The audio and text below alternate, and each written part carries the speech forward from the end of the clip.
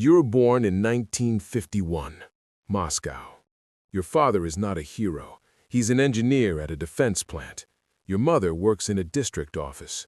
You grow up in a kommunalka, one toilet, 3 families, thin walls. You learn early, don't talk too much, don't ask questions. The walls have ears. At 14, you were already fluent in German. At 16, you win a regional Olympiad in English. Your file is marked, not by a teacher, by someone else. 1969, you enter MGIMO, International Law, Western Focus. You think you chose it. You didn't. Second year, a man approaches you after a seminar. Gray suit, no smile. He knows your grades. He knows your father's plant. He knows you were denied a trip in 1967. He asks nothing direct. He says, the state needs disciplined minds. You understand. Selection takes 2 years. They watch you, who you date, what you drink, how you react under pressure. Your roommate disappears from the candidate list. His uncle made a joke about Brezhnev at a wedding. First lesson, you are not alone in your file. Your family is in it too. 1973, you are accepted into the KGB, First Chief Directorate, External Intelligence, the elite. You sign nothing glamorous. You sign silence. Training begins at the Red Banner Institute, Andropov's school. 6 days a week, language drills at 6 a.m., phonetics until your throat burns, native accent or you're out. You repeat American radio lines into a recorder, again, again, again. They stop you on one word, one vowel. Wrong. You start over. You learn to speak without thinking. You learn to hear yourself like an enemy. 7 a.m., physical training, not movie style, not ninja, just pain, control, and routines that never end. Runs, cold showers, strength work, and one rule. You do it tired, always tired. 9 a.m., classrooms, history, politics, economy, not theory, not philosophy, practical briefings. They teach you the West as a machine, how it eats, how it votes, how it lies to itself. You are trained to see patterns, not opinions. No hero speeches, only checklists. No one calls it spy school. Inside, it feels like a factory. You are raw material. They either shape you or they scrap you. And here's the truth they never say out loud. It is the KGB, but the KGB is not one thing. It is layers, offices, departments, rivalries, careers, fear. You learn internal kitchen details fast. The paperwork is endless. Reports, summaries, rewrites. You write the same page 3 times because a colon is in the wrong place. A senior officer looks at you and says, calm, do it again. Your life becomes edits. You learn hierarchy, who signs, who approves, who kills careers quietly. You learn that talent is not enough, because there is blat. 1974, you see it up close. A man in your cohort can't pronounce basic English sounds, but his father is connected. He gets a good posting, a safe desk, a clean future. Another man is brilliant, perfect memory, perfect language ear, but his family has the wrong biography. One relative in the wrong place in 1937.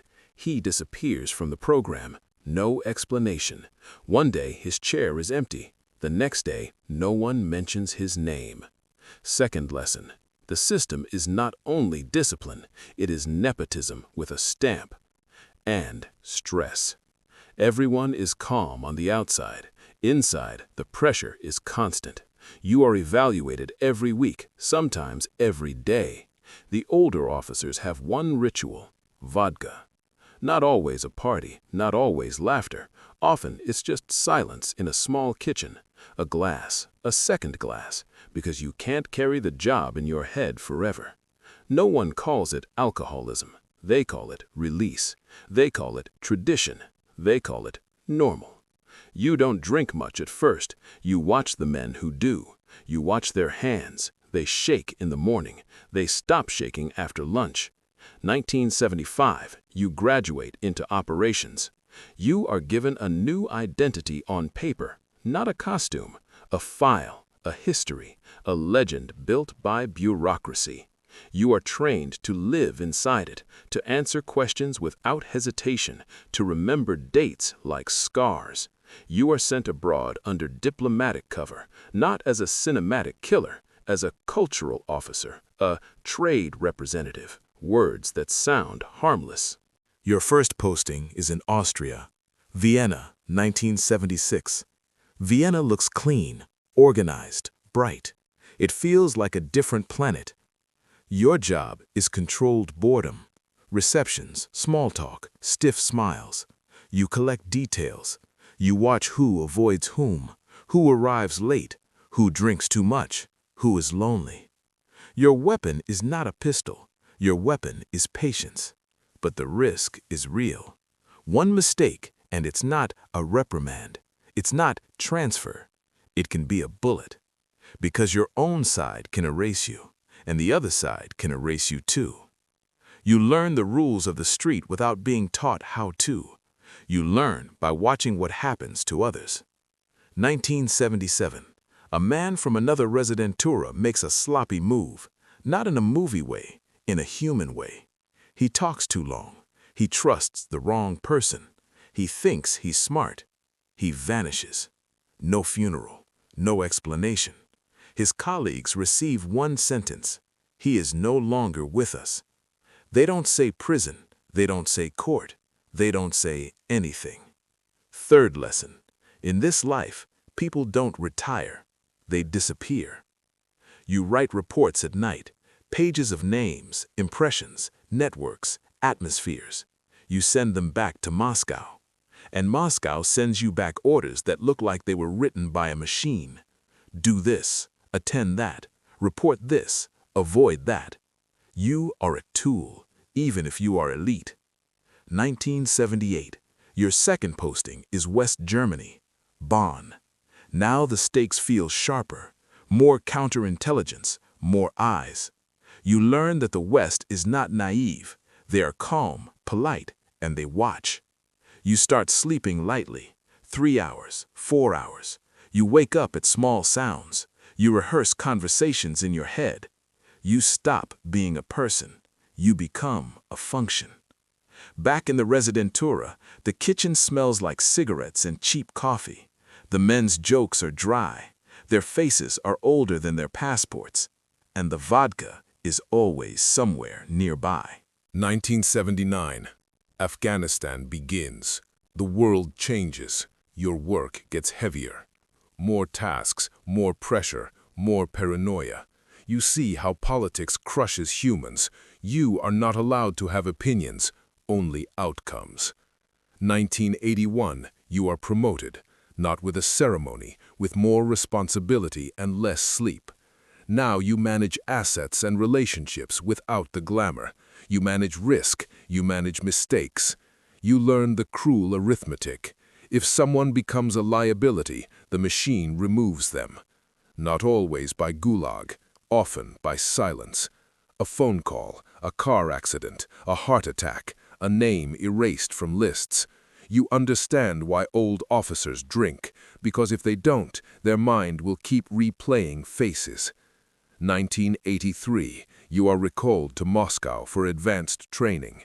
New methods, new protocols, more evaluations. You walk through gray corridors under fluorescent lights. You see portraits, you smell paper and fear. And you see blat again. Someone's cousin gets into a special track. Someone else is blocked for lack of reliability. Reliability means connections. You learn to pretend it doesn't bother you, but it does. 1985, Gorbachev comes. Perestroika, glasnost, words that sound like air. Inside the KGB, air feels dangerous. Old men whisper, young men smile carefully. Everyone waits. You are sent back abroad, this time to a tougher environment. Late 80s, your work is no longer slow chess, it is damage control. 1989, the wall falls, and you feel the ground shift under your feet. You have built your life on one reality. Now the reality is melting. 1991, the Soviet Union collapses, and the most terrifying moment is not a gun, it's silence. Orders stop coming, budgets shrink, departments fight, files disappear. Men who used to be untouchable suddenly look scared. Some run into business, some sell what they know, some pretend they were never involved. You are still trained to be a shadow, but now shadows are cheap. Your salary is paid late, sometimes not paid at all. You stand in a line like everyone else. You watch pensioners argue over bread. You have no civilian identity. You have only habits, suspicion, control, fear. This is where the vodka stops being tradition and becomes survival. 1992. You drink at noon, not because you want to celebrate, because you don't know what to do with your hands. 1993. You see former colleagues driving new cars. They got lucky, or they got dirty. You see others collapse, divorce, violence, heart attacks. Men who were built for pressure break in peace. You tell yourself you're stronger, but you are not made of iron.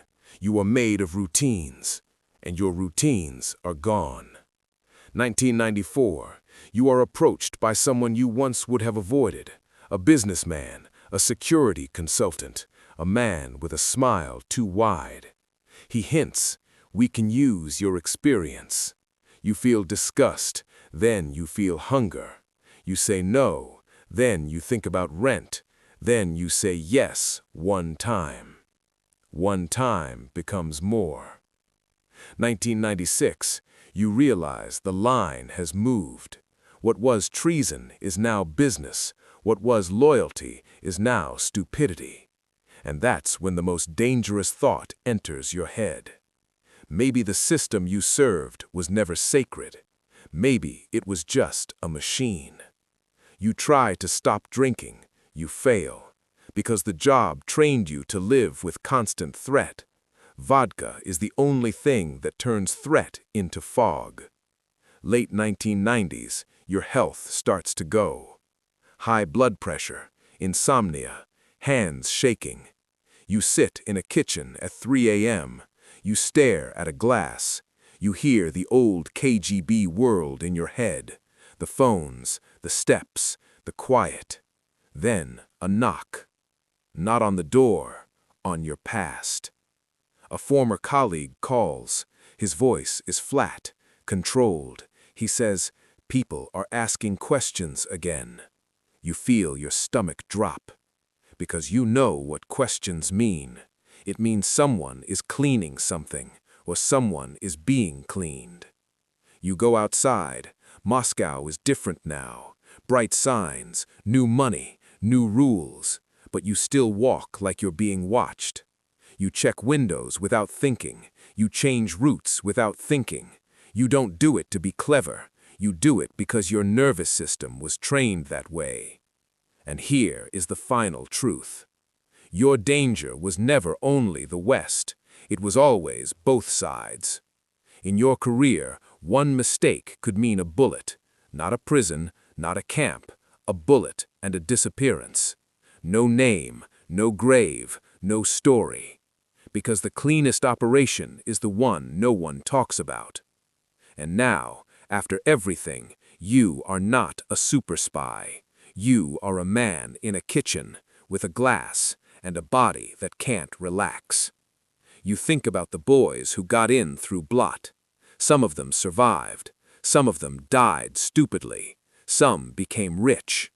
You think about the brilliant ones who were erased for biography. You think about the ones who vanished overseas. You think about how the KGB taught you control, but never taught you peace. You look at your hands. They are older. They shake. You built your life on silence, and silence is what you get. Who were you? Hero? Villain? Or just a professional inside a machine?